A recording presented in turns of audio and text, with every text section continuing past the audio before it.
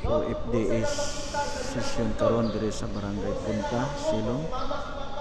So naay almost 50 ka mga inahan na audience karon. Pastor Romel ga lecture.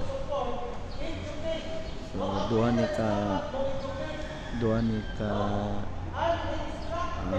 si tawag ano circuit, duha ni ka grupo.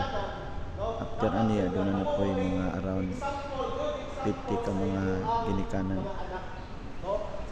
So ako ning opportunity nga makatudlo sa mga inahan sa pagtudlo gud sa ilang mga bata, dili lang sa secular but of course importante pod na spiritual, kay lahi na ang mga bata karon tungod sa impluwensya sa social media.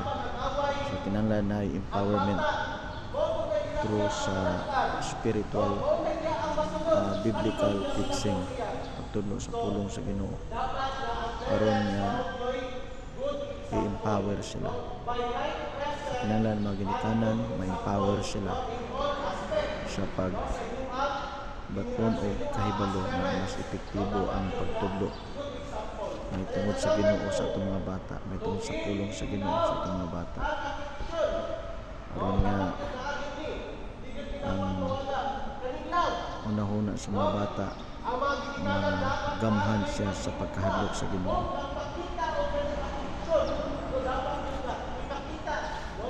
So God bless guys, bye bye.